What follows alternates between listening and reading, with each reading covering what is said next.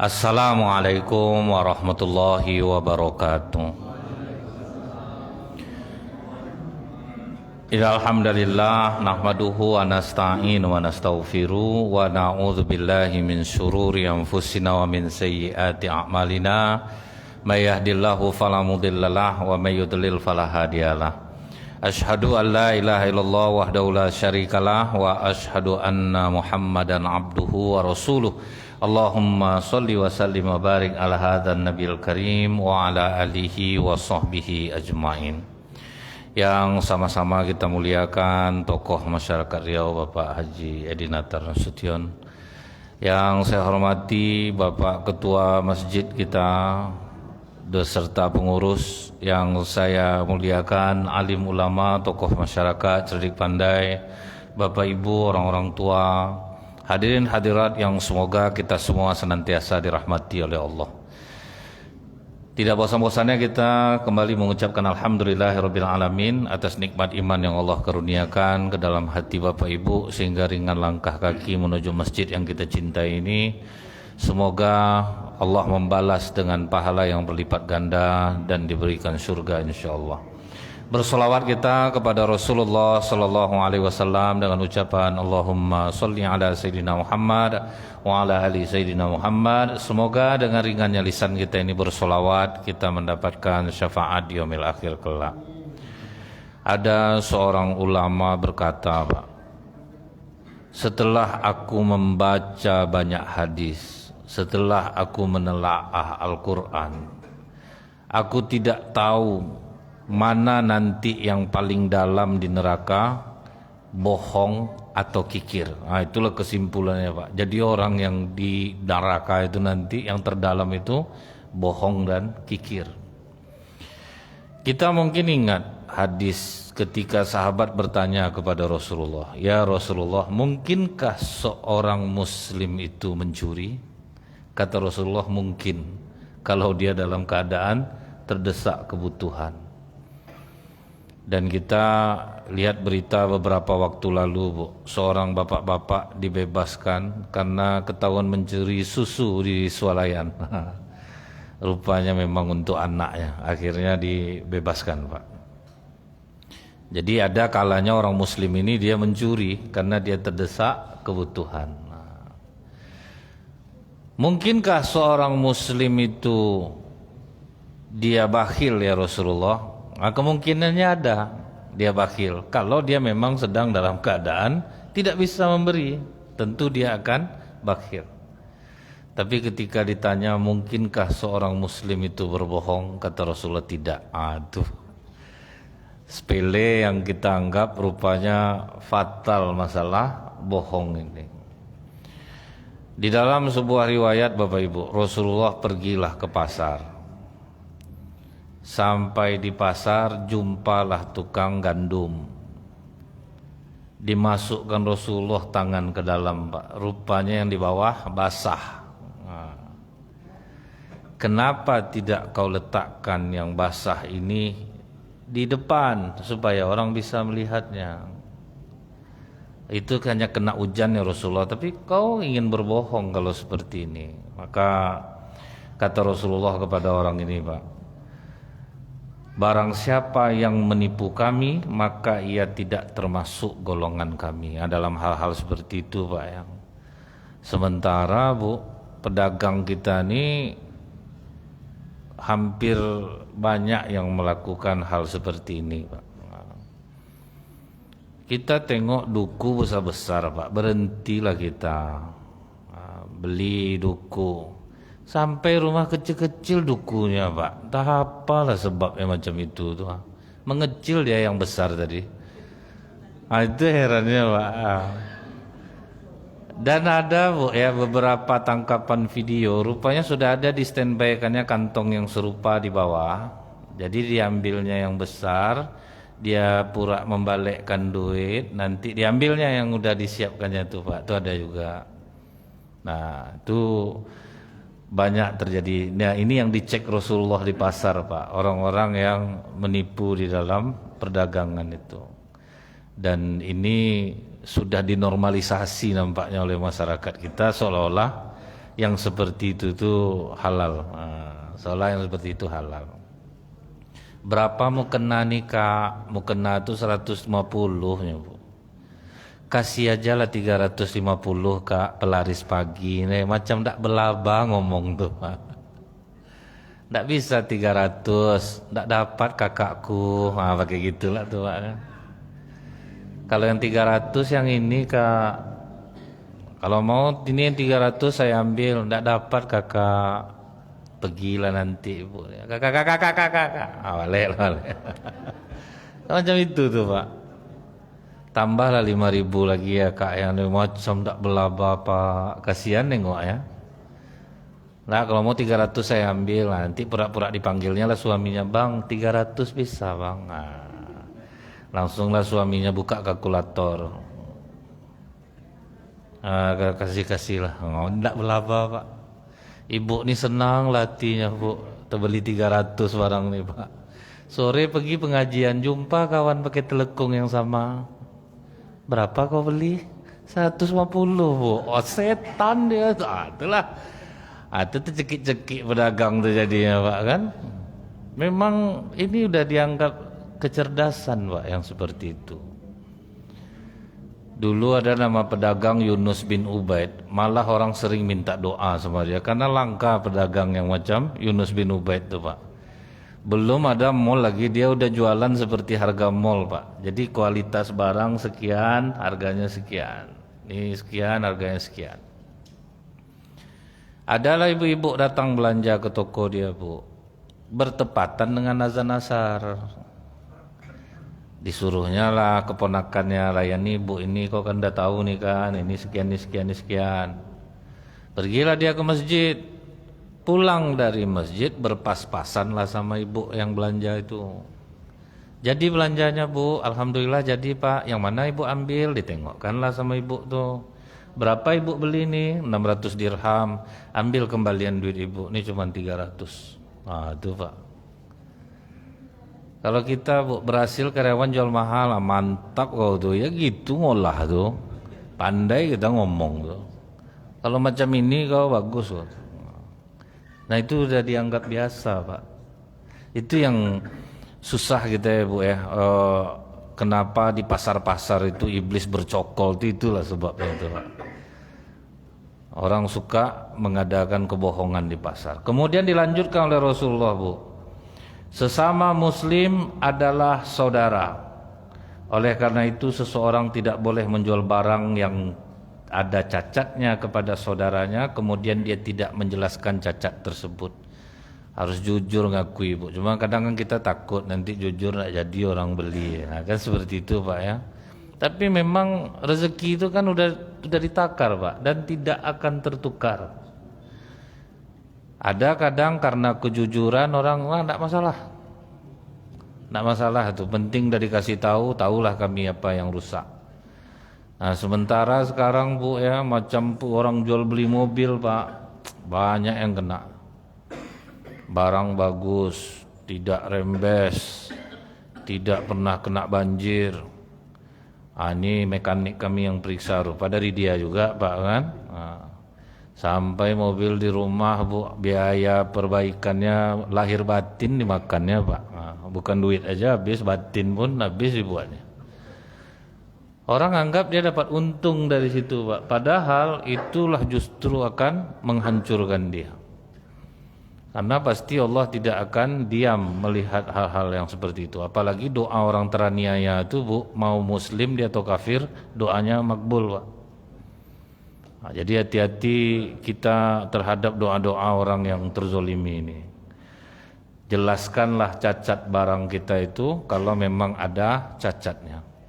Kadang kita kasih tahu tuh Bu ya, ini cacatnya ini, cuman saya udah beli suku cadangnya, nanti kalau ada apa-apa pasang aja. Kan enak macam itu Pak. Kalau rusaknya pas dekat bengkel enak lah Bu. Sempat rusaknya Pak di tempat yang tidak ada tempat perbaikan Pak. Itu tuh Bu ya seram tuh Pak, apalagi di tempat-tempat gelap tuh Pak ya. Apa kata preman saya, kalau orang kurang takut saya Ustaz, antu saya yang takut Ustaz. Dipukul di depan, pindah dia di belakang katanya Bu. Padahal lebih seram lah manusia lagi Pak. Karena memang tanggal malang itu tidak ada di kalender Pak. Di mana kena kita itu tidak ada tempatnya itu Bu.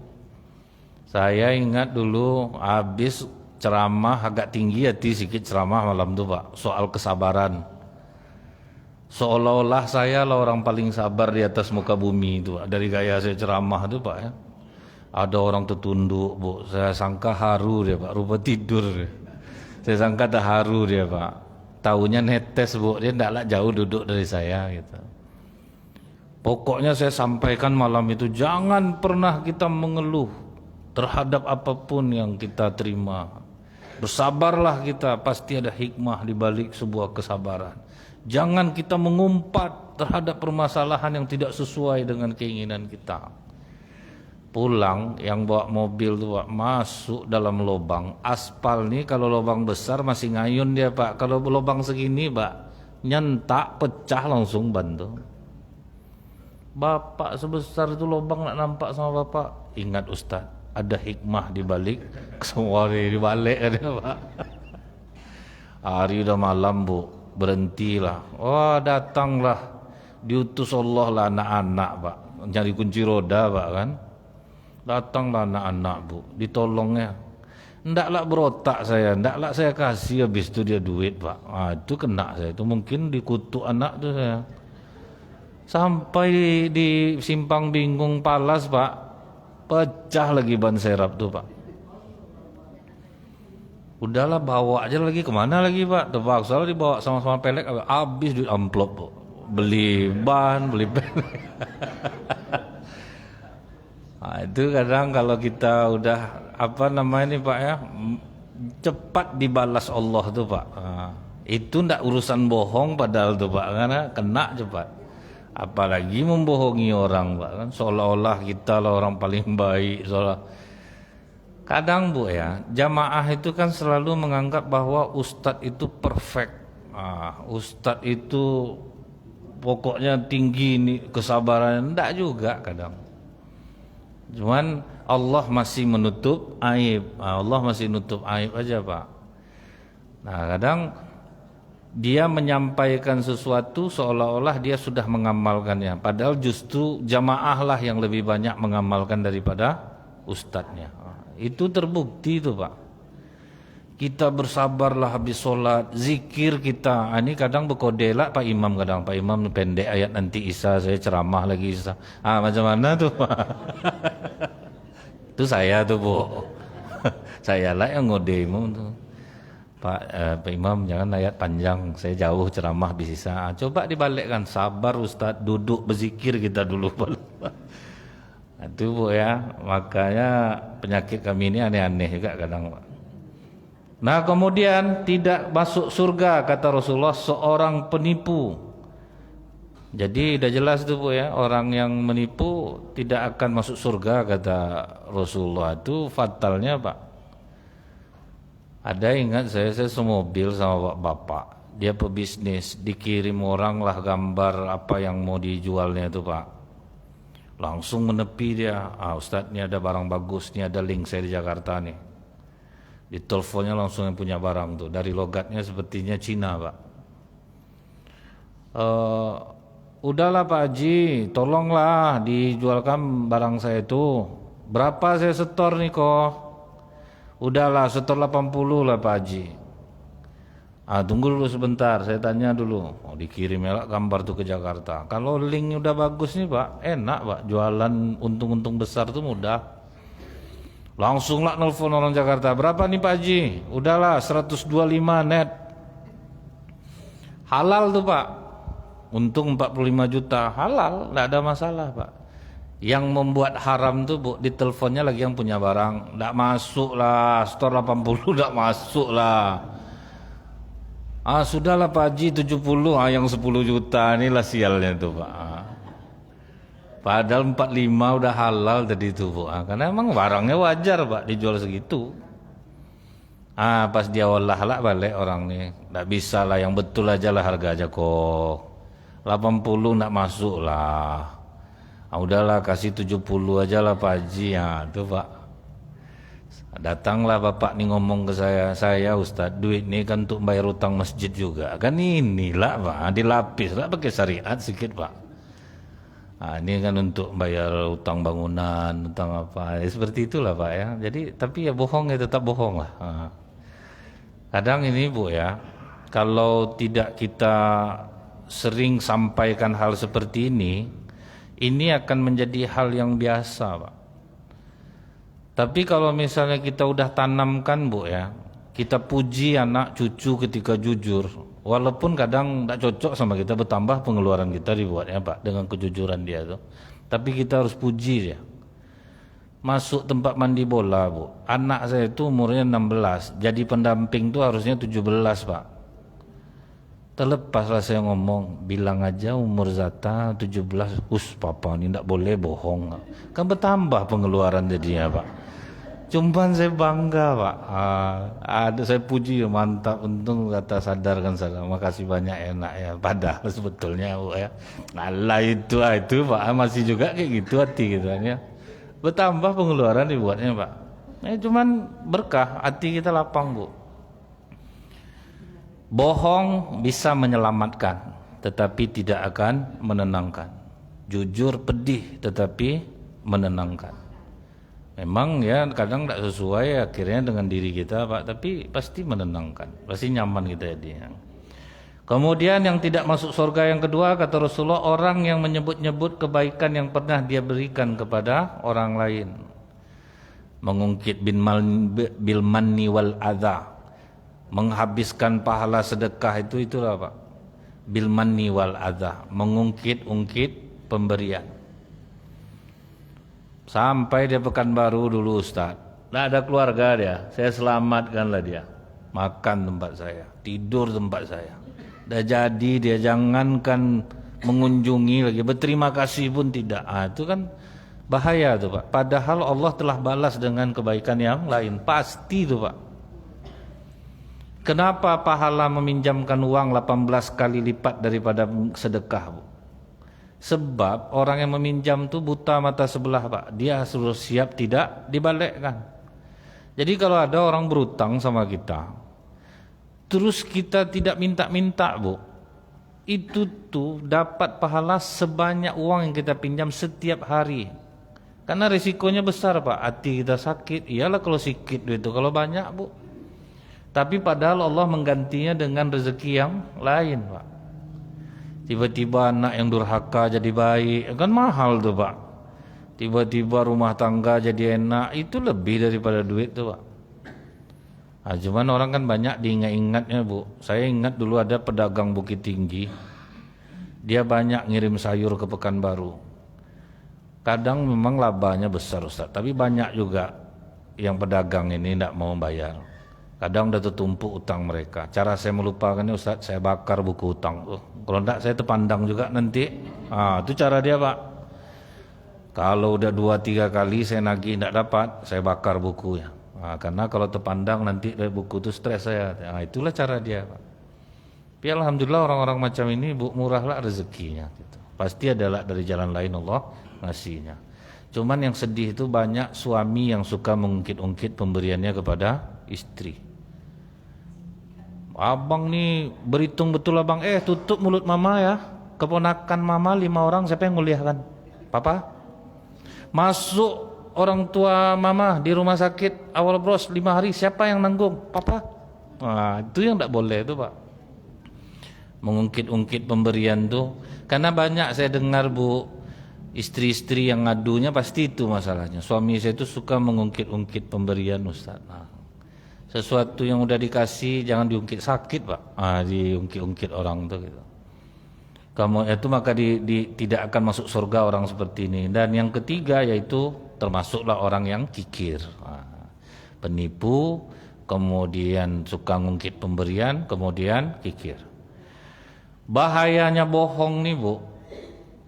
Nabi Adam aja kena bohong sama iblis Pak, terlemparlah ke dunia kan gara-gara kena bohong tuh Pak. Padahal Allah udah kasih tahu Bu, di dalam surah Al-Baqarah itu sudah dikasih tahu oleh Allah. Hai Adam, Diamilah oleh kamu dan istrimu surga dan makanlah makanan yang banyak lagi baik di mana saja yang kamu sukai. Dan janganlah kamu dekati pohon ini yang menyebabkan kamu termasuk orang-orang zalim. Qala ya Adamu uskun anta wa zawjukal jannah wa kula minha ragadan haitsu syi'tuma wa la taqrabu hadhihi syajarata fatakuna minaz zalimin. Udah dikasih tahu Allah, Pak. Itu aja, makanlah yang lain tuh. Yang enak-enak tuh makanlah semua. Tapi jangan yang satu ini, jangan. Nah, kemudian dalam Al-Qur'an surat 20 ayat 120 apa kata iblis ngolahnya, Pak? Hai Adam, maukah saya tunjukkan kepada kamu pohon keabadian dan kerajaan yang tidak akan binasa? Khuldi ini kan artinya kekekalan. Kalau kau makan ini, kau kekal di surga ada. Cuman Allah tuh agak tidak suka sama kau, tidak ingin kau kekal di sini. Dibohonginya Nabi Adam, Bu. Akhirnya Adam mengkhianati janjinya kepada Allah. Kena kicuh, Bu. Dimakannya lah buah khuldi ini, Pak. Bahaya ndak bohong tuh, Pak. Terlemparlah ke dunia, Bu.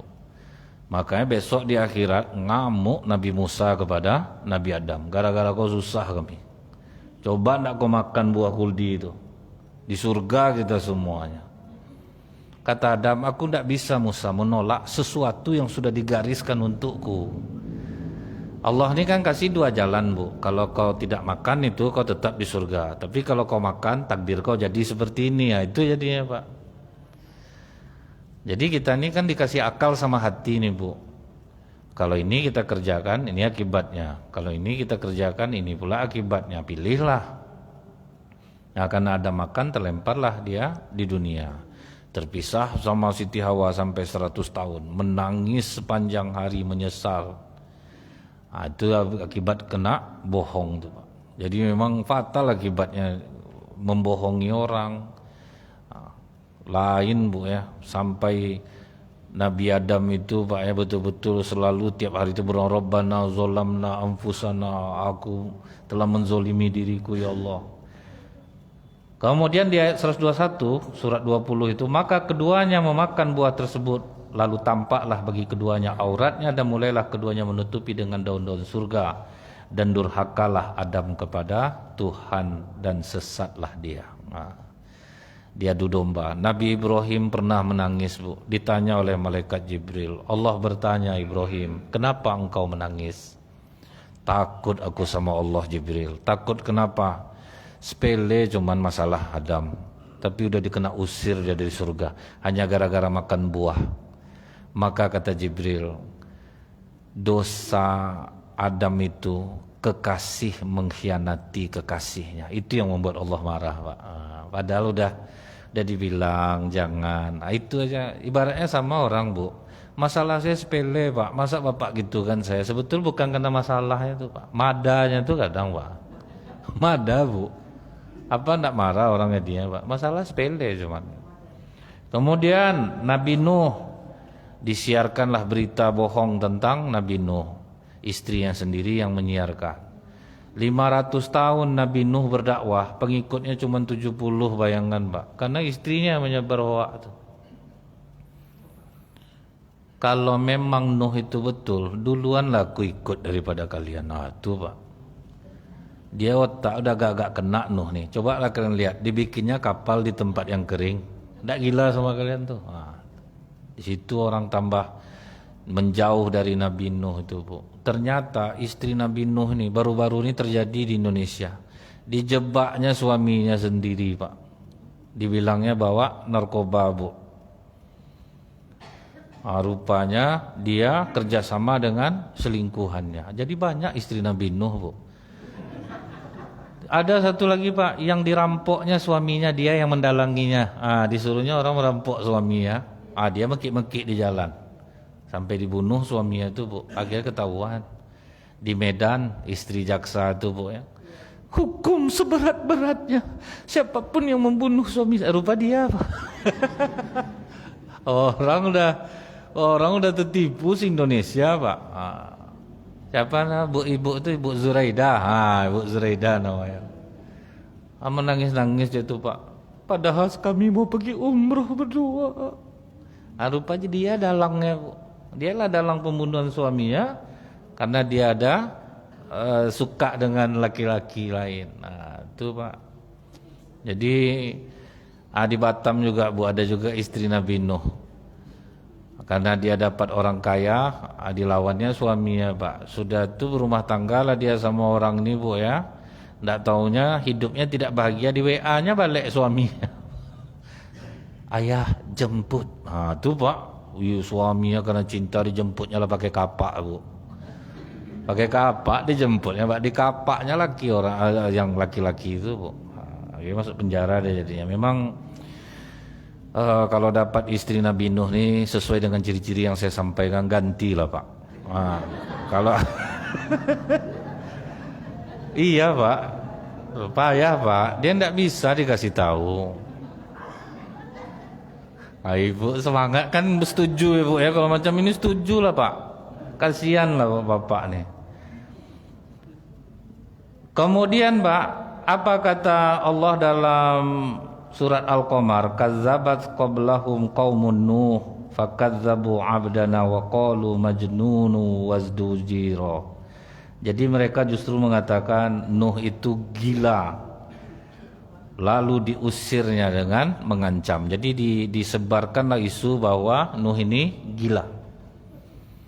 Itulah berita bohong itu Bu, disampaikan oleh istrinya, anaknya, sehingga orang tidak percaya kepada Nabi Nuh. Jadi tidak selamanya sesuatu kebenaran itu akan diterima oleh orang. Memang itulah beratnya Pak. Pasti akan didustakan oleh orang. Kemudian Nabi Musa alaihissalam disebarkan Fir'aun lah, dibalikkannya Bu. Karena Nabi Musa berhasil mengalahkan penyihir. Aku udah feeling Musa ini penyihir hebat. Jadi dia lama ngilang tuh, dia belajar sihir. Malah dibalikkan ya Pak. Padahal dia yang menantang sihir itu Bu. Nah, karena kemenangan Nabi Musa itu Bu ya, tidak berhasil dia memprovokasi masyarakat, barulah dia mengejar Nabi Musa. Tidak makan bohong dia itu lagi Pak, baru dia kejar, dia buru lah Bu. Disitulah tidak berimbangnya Bu ya, yang mengejar jutaan, yang dikejar 600-an cuman Pak. Yang mengejar itu jutaan sampai Bu ya, dermawan-dermawan yang jadi donatur di Mesir tuh saking taatnya kepada Fir'aun, mereka bukan hanya menyokong dana Pak, malah ikut mengejar. Jadi yang tinggal di Mesir saat itu hanya tinggal budak-budak lagi Pak, orang dalam kalangan rendah, tapi perempuannya bangsawan. Karena orang itu tenggelam semuanya, terjadilah pernikahan antara budak dan bangsawan. Makanya di Mesir itu lebih tinggi perempuan daripada laki-laki. Maharnya mahal. Dan itu terdapat dalam kitab Qisasul Anbiya karya Ibnu Katsir rahimahullah. Jadi lebih tinggi jadinya Pak kedudukan perempuan karena dia kaum bangsawan. Karena yang waktu ngejar Fir'aun tuh donatur mati semua Pak. Orang-orang kaya kan ikut tenggelam semuanya. Nah setelah itu Bu ya, berhasil Nabi Musa diloloskan oleh Allah. Bani Israel pula yang suka membohongi Nabi Musa. Jadi memang orang-orang baik memang ujiannya sangat berat. Tapi ingat Pak, orang buruk itu terlihatnya bahagia padahal penderitaannya sama juga Pak. Coba lah Pak ya, Escobar itu Bu, rumahnya di Kolombia ada 700-an, tapi tidak ada yang bisa dihuninya satupun Pak. Apa gunanya? Sampai sini dikejar, sampai sini dikejar. Karena duitnya lebih banyak dari jumlah usahanya, akhirnya kemana duit itu Pak? Ditimbun dalam tanah. Kan tidak tenang juga Pak, duit banyak, rumah tidak bisa dihuni, lari sana, lari sini Pak. Jadi itu Bu, jadi jangan dikira orang dalam keburukan itu hidupnya senang juga, rupanya tidak juga. Orang baik susah hidupnya, orang jahat itu susah juga Pak. Cuman beda tempat aja Bu. Pengemis di depan bank susah mau makan. Orang dalam bank tuh bingung lah kemana lah uang kita mau pinjamkan lagi ini ya. Orang sama-sama pening Pak, sama juga pening ya. Ini target pinjaman tidak tercapai kan sama peningnya tuh Pak. Yang di depan bank pening mau makan, di dalam orang pening lah Bu nyari nasabah. Siapa yang mau minjam? Sama juga Pak. Nah kemudian Rasulullah Sallallahu Alaihi Wasallam itu lebih ngeri kebohongan yang disebarkan oleh dibilang gila, dibilang tukang sihir, lengkap lagi Pak, dibilang dukun, peramal. Rasulullah Sallallahu Alaihi Wasallam sendiri sampai terjadilah peristiwa al-ifki itu, peristiwa kebohongan besar yang diciptakan oleh Abdullah bin Ubay bin Salul menuduh Ummul Mukminin Aisyah berselingkuh dengan Safwan bin Mu'attal. Itu mau cerai Rasulullah sama Aisyah itu Pak. Itulah ngerinya berita bohong itu Pak. Sampai cara Rasulullah ngomong ke Aisyah Bu, sudah menuduh ngomongnya Pak. Aisyah, kalau memang kau berselingkuh dengan Safwan, mengerjakan perbuatan keji itu, minta ampunlah kau kepada Allah. Sampai gitu loh Pak Rasulullah ngomongnya. Apa jawaban Ummul Mukminin Aisyah Bu? Aku tidak akan minta ampun untuk dosa yang tidak aku buat. Dari cara kau bicara ya Rasulullah, kau udah nuduh aku. Mudah-mudahan Allah memberiku kesabaran. Dari sinilah kita tahu Bu, kalau istri benar dia boleh membantah kepada suaminya. Jadi Bu, melawanlah Bu. Kalau memang ibu betul, lawannya lah Bu. Ummul Mukminin Aisyah itu tinggi karena dia betul Pak. Dia tidak melakukan. Rasulullah saking percayanya Bu dengan berita itu, macam itu cara Rasulullah ngomong jadinya Pak. Akhirnya Allah langsung turun tangan Bu. Turunlah surat An-Nur ayat 11. Innal ladzina ja'u bil ifki usbatum minkum la tahsabu syarral lakum bal huwa khairul lakum. Sesungguhnya yang menyebarkan berita bohong ini Muhammad adalah dari kalangan kamu juga. Ini tidak buruk untukmu, tapi ini baik. Disitulah Rasulullah tahu, oh rupanya yang dekat-dekat aku ini tidak selamanya sahabat aku. Rupanya musuh dalam selimut Pak. Dia macam baik juga Bu. Saya mencontohkan kalau orang rapat misalnya di masjid, setuju Bapak Ibu, setuju, di belakang dah rapat lah dia balik. Aku tuh lah malas nengok ketua. Dia aja, itu yang tidak enak itu Pak. Tadi setuju. Orang macam itu satu aja Pak, kacau dibuatnya itu Pak.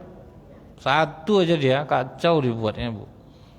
Jadi sampai sahabat Rasulullah sendiri pun, Utsman bin Affan mati gara-gara pembohong Pak. Bayangan sahabat Rasulullah yang dijamin masuk surga aja bisa mati tragis jadinya Pak, gara-gara bohong, berita hoax. Abdullah bin Sabah, orang Yahudi, masuk Islam, kemudian memperlihatkan kesolehan dia. Sampai orang percaya dengan keislamannya. Mulailah digorengnya berita bohong Pak. Utsman bin Affan ini melakukan kebohongan publik. Apa maksudmu? Dia kan tidak ikut perang Badar, tapi tercatat sebagai ahli Badar.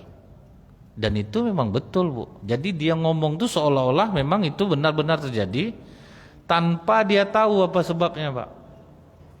Di Madinah tidak main kebohongan dia Bu. Pindah dia ke Mekah tidak main juga Pak. Pergi dia ke Persia, Irak. Pergi dia ke Mesir. Baru Pak dapat masa dia Bu. Utsman bin Affan, nepotisme, sahabat-sahabat senior diberhentikannya, dinaikkannya orang-orang dekat sama dia, itu yang digorengnya. Dibawalah pendemo nih Pak, sampailah ke kantor kekhalifahan Utsman bin Affan. Keluar Utsman bin Affan, coba kalian sampaikan apa yang mau kalian tidak senang sama aku. Kau bohong, kau tidak ikut perang Badar, tapi kau tercatat sebagai ahli Badar. Apa kata Utsman bin Affan? Kita sudah siap mau berangkat perang waktu itu, tetapi di saat yang sama putri Rasulullah Ruqayyah, istriku, dalam keadaan sakit. Rasulullah yang memerintahkan aku, kau jangan berangkat Utsman, rawat istrimu. Apakah aku harus melawan perintah Rasulullah? Baru itu diam. Itu sebetulnya sebabnya. Itu yang kata Rasulullah, sekalipun kau tidak ikut Utsman, kau tetap tercatat sebagai ahli Badar, karena niat memang ingin berangkat.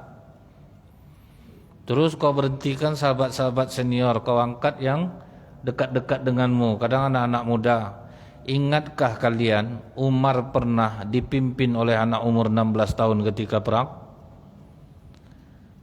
Justru bukan Umar yang jadi pemimpin, Pak. Anak umur 16 tahun. Khalid bin Walid dalam keadaan perang dipecat oleh Umar dari jenderal jadi kopral, Pak.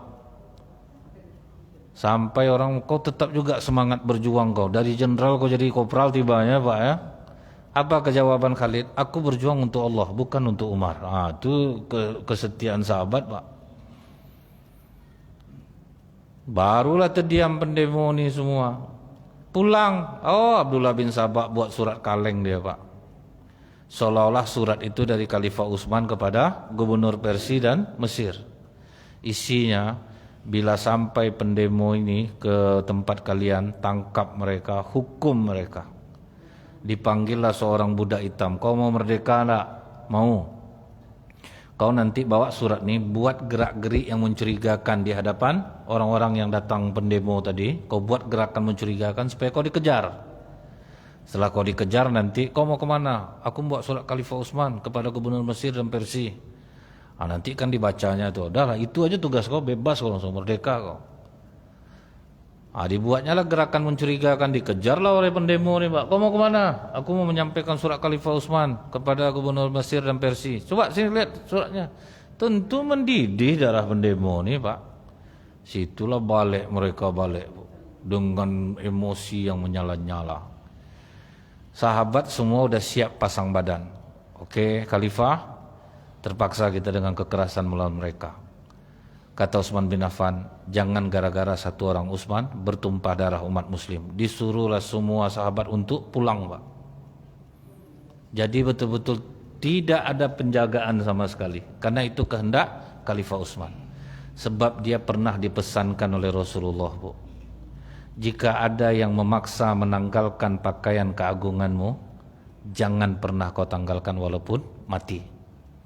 Yang kedua, Utsman pernah bertanya, apabila seorang muslim masuk dengan membawa pedang ingin membunuhku ya Rasulullah, apa yang harus aku lakukan? Jadilah kau seperti Habil anak Adam. Maksudnya jangan melawan. Itulah, Pak. Duduk sedang baca Quran, sedang puasa sunat, masuklah pendemo.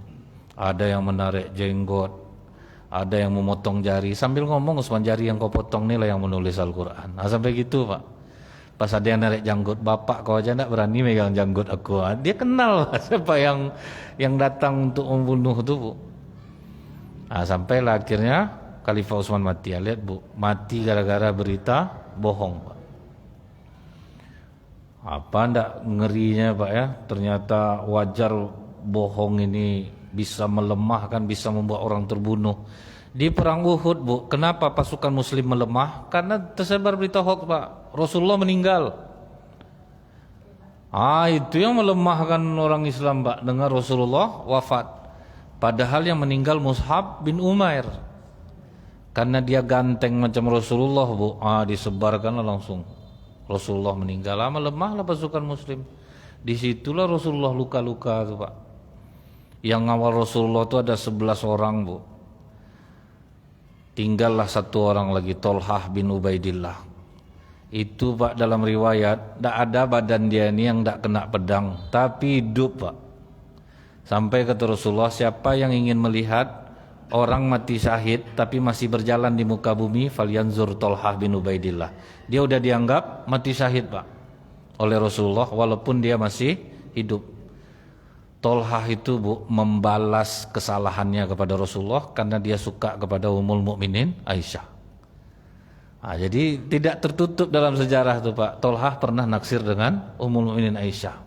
Sampai ada dia dalam hatinya, Bu, meninggal Rasulullah aku nikahi Ummul Mukminin. Itu dia merasa bersalah. Turun ayat bahwa tidak boleh menikahi istri Rasulullah. Di situ menyesal dia, Bu. Akhirnya dia balaslah dengan itu, dipasang badan dia ketika perang Uhud. Dan disitulah kita tahu ternyata Rasulullah tidak punya ilmu kebal, Pak. Gigi tanggal, topeng besi pecah. Ternyata Rasulullah tidak punya ilmu kebal. Jadi kalau ada orang punya ilmu kebal dengan zikir sekarang ragu saya, Pak. Lebih daripada Rasulullah. Nah kemudian lagi Bapak Ibu, tapi katanya ada Rasulullah pernah berbohong. Nah untuk hal-hal yang bisa membahayakan orang Pak. Tapi Rasulullah menghindari bohong dengan cara apa Bu?